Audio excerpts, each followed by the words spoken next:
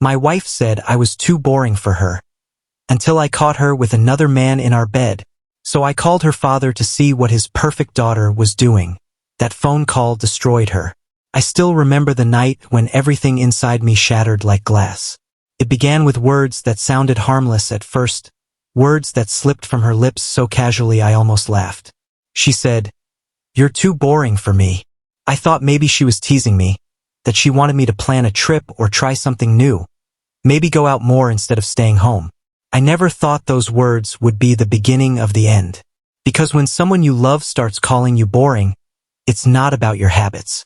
It's about their heart being somewhere else. For 5 years, Carol was my whole world. We built a home together, shared meals, shared dreams, and shared secrets. Or at least I thought we did. She was a third-grade teacher, the kind who smiled at strangers and knew every child's birthday by heart. I always thought that kind of warmth could never hide something cold. But I was wrong. Behind that smile, there was a woman I didn't recognize anymore. The changes began slowly, like a shadow stretching across the floor at sunset. She started staying late at school. At first, she said it was parent meetings. Then it became paperwork. Later, it was dinner with coworkers. I didn't want to be the jealous husband, so I never questioned it. I believed her because that's what love does. It trusts even when it hurts. But one night, she came home smelling of a different perfume. Something too expensive, too heavy for a classroom. When I asked about it, she said one of the students' moms sold perfumes and gave her a sample. I wanted to believe that. I really did. But deep down, I knew something was slipping through my fingers. I worked night shifts at a security firm, and that schedule became my enemy. While I protected empty buildings, someone else was slowly walking into mine, into the life I built, the bed I slept in, the heart I guarded. I told myself I was overthinking, that Carol would never do that. She was my wife, my partner, my person. But the gut knows what the mind tries to ignore. Then came the night that burned everything down. It was a Tuesday. My supervisor called to tell me I could leave work early because another guard had come to cover my post. I remember feeling strangely excited, like a teenager planning to surprise his girlfriend. I thought I'd bring Carol her favorite coffee from the late-night cafe near our house. I even picked up one of those small strawberry cakes she loved. I wanted to see that smile again, the one I hadn't seen in weeks. When I reached home, the porch light was still on. That was odd because Carol was always careful about turning lights off to save energy. I parked the car outside instead of using the garage so I wouldn't wake her. I walked up the steps quietly, balancing the coffee and cake, already rehearsing the joke I'd make when she opened her eyes and saw me home early. But then I heard something that made my blood freeze. Laughter. A man's laughter. Deep, confident, familiar. For a second, my mind refused to accept it. Maybe the TV was on. Maybe she was watching a movie. I told myself that as I took each step closer to the bedroom. Then I heard her voice. "You're so much more fun than him." Followed by more laughter. Then silence. Then a sound that left no room for doubt. I can't describe what happened inside me at that moment. It wasn't rage. It wasn't shock. It was a cold, empty stillness. Like my heart just stopped beating to protect me from the pain. I put the coffee down on the table. Spilled a little, but I didn't care. I walked toward the bedroom door, which was slightly open. Through the gap, I could see the candlelight flickering on the walls. I could see shadows moving. Two bodies twisted together on the bed that I once thought was sacred. The blue silk sheets I bought her last Christmas were now tangled beneath them. Her voice, the same voice that used to whisper, "I love you," was now whispering to someone else. The man's hand moved over her like he owned her. I wanted to scream, to break something, to tear the whole world apart. But I didn't. I just stood there, breathing slowly, feeling my chest tighten like a steel trap. Then she turned and saw me. Her eyes went wide, and for a second, she didn't move. Then she gasped, pulled the blanket up, and said, "Oh my God, I can explain." The man, Ethan Morrison, I knew him from her school, jumped up, trying to grab his clothes. He was the young, stylish tech teacher.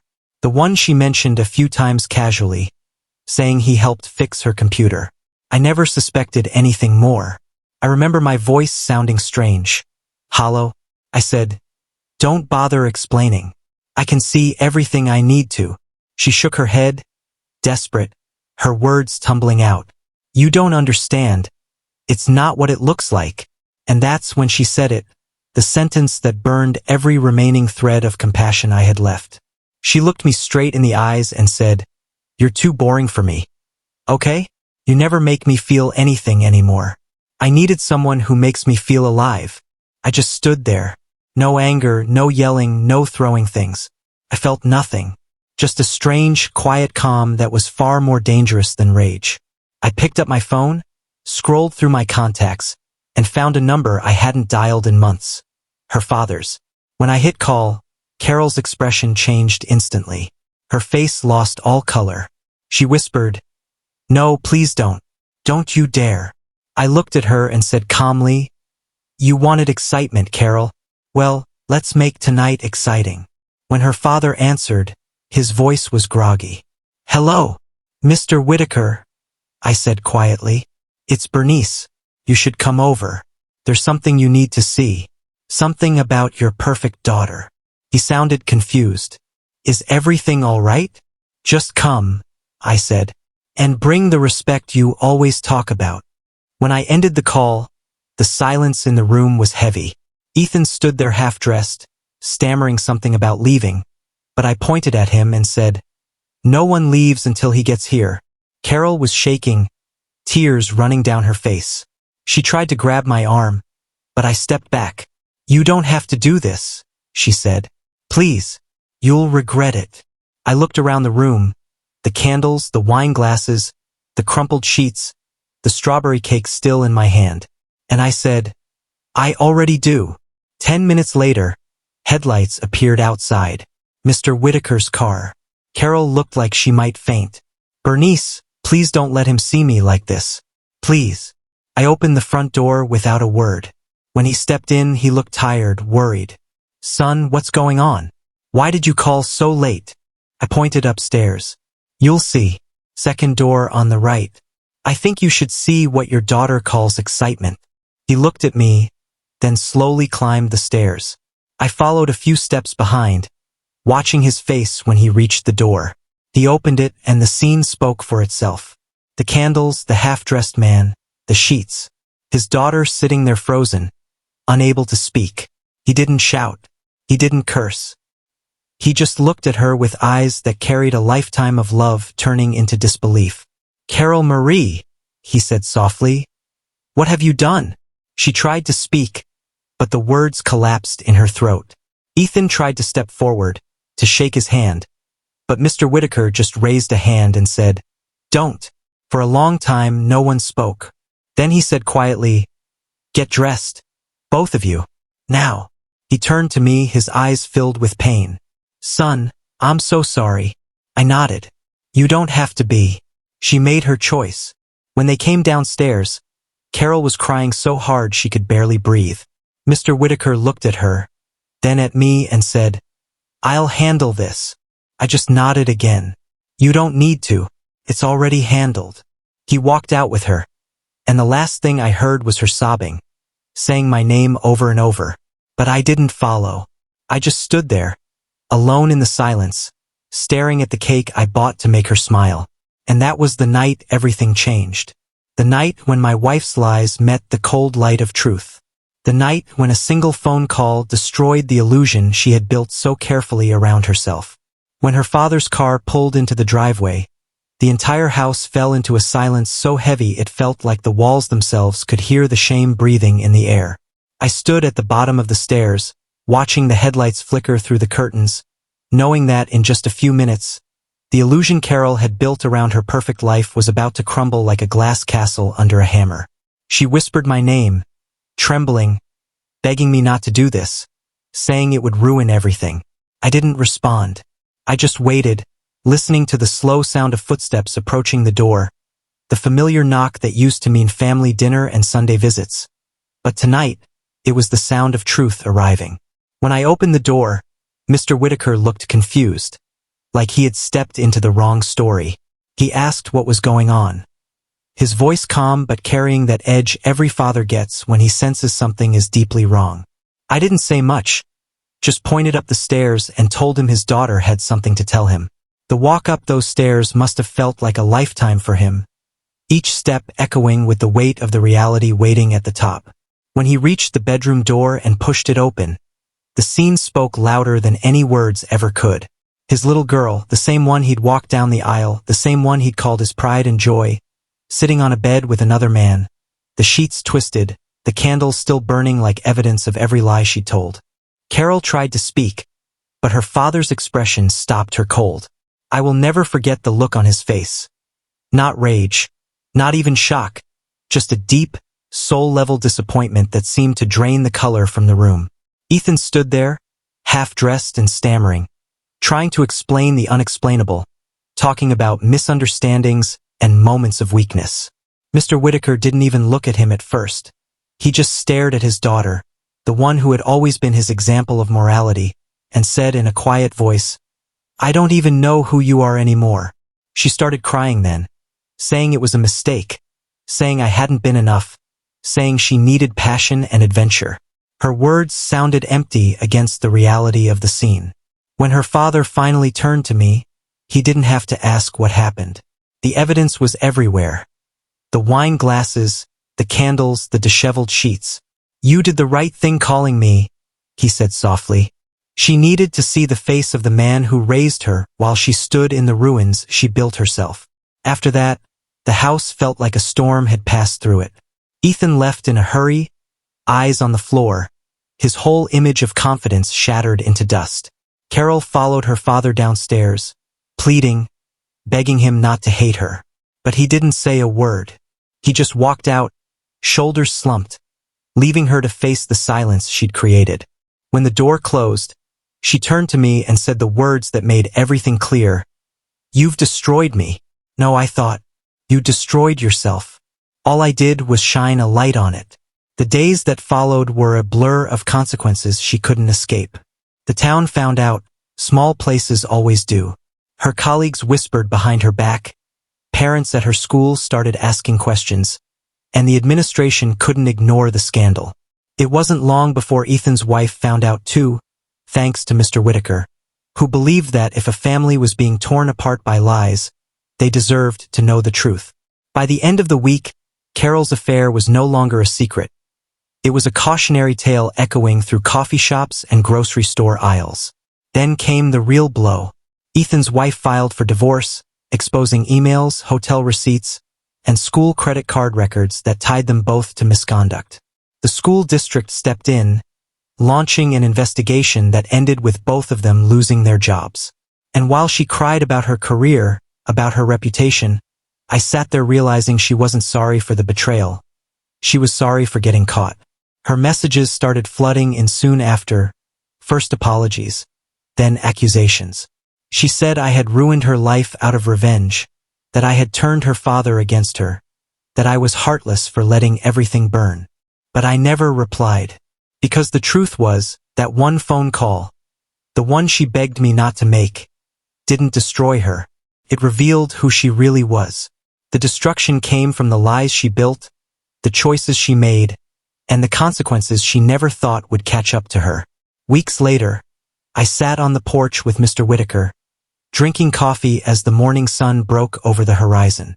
He told me he was proud of me, proud that I handled things with dignity instead of violence. He said I showed his daughter what integrity looks like, even when it hurts. And as I watched the sky turn from gold to blue, I realized something I hadn't understood before. Sometimes the strongest thing you can do isn't to fight back, but to let the truth do the fighting for you. Carol lost her job, her reputation, and the man she risked everything for. Ethan ended up divorced, broke, and out of work. And me? I walked away clean, not because I wanted revenge, but because I finally understood that some battles win themselves when you stop protecting the people who set the fire. So, if you're reading this and you've been betrayed, remember this. You don't have to shout, you don't have to beg, you don't even have to break anything. Sometimes all it takes is one phone call to let the truth speak louder than any revenge could.